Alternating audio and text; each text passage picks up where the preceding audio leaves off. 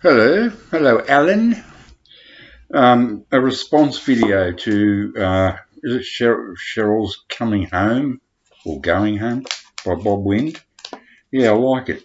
I always liked Elusive Butterfly, but I was 15 when it came out, and I was into the Yardbirds and the Who and the Stones and the Animals, and it's one of those records I love to hear on the radio, but you wouldn't sort of say to your mates. But then again, maybe all my mates were the same. They probably really liked it, but wouldn't dare. It's a bit soppy. But I never knew much about him, so I looked him up, and you know, he was really nothing like those two songs. Oh, P.S.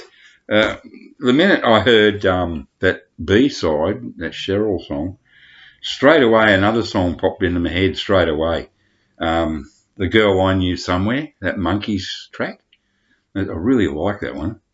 And sounds like, and that just sort of popped into my head. So sort of along those same lines, wistful, romanticised sort of stuff. I've lost the page I wanted to read from. Yeah, so, and then I looked up Bob Lind on here, and and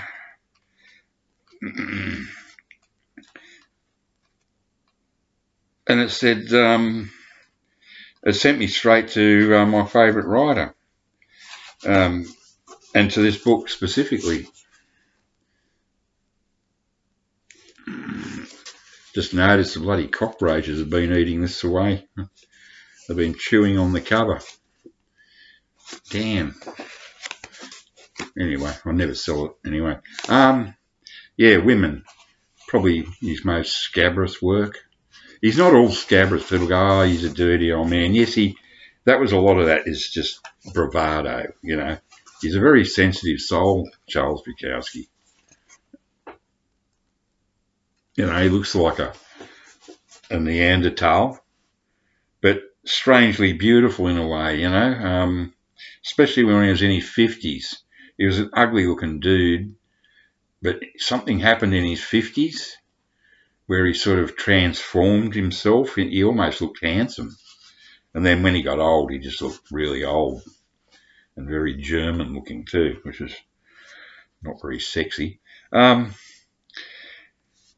So anyway, look, I'm sort of need to eat. But yeah, that's it sent me straight to this book. Probably his most scabrous work.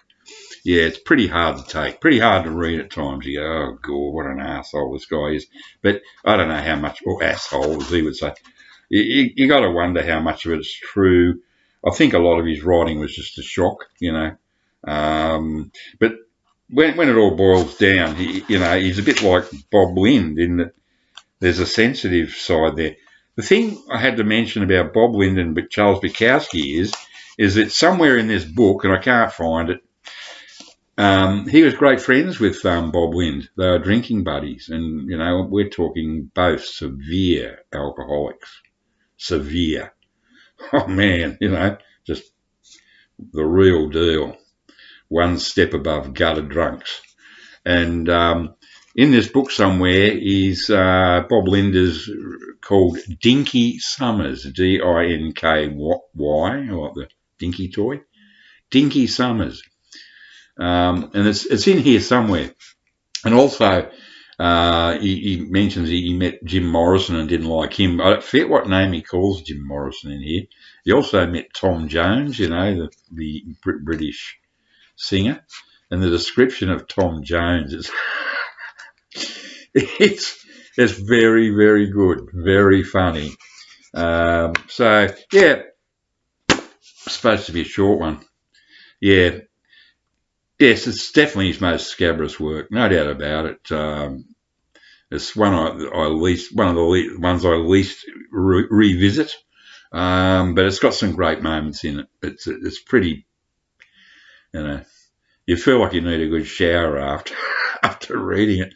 But Bob Lind is mentioned in here. He was a drinking buddy of Charles Bukowski, and old Bukowski's been long gone, but Bob Lynn's still alive, and apparently he's cleaned his act up. So who would have thought that the sensitive, elusive butterfly with the almost equal Cheryl's Coming Home, wistful thing on the B-side, and yet in real life the guy was a real, bit of a hard case.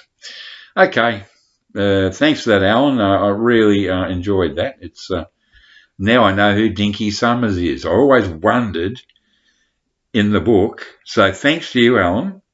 After owning this book for nearly 40 years, I finally know who the washed-up singer in this book is. Dinky Summers. It's Bob Lind. And never in a million years would I have thought it would be Bob Lind.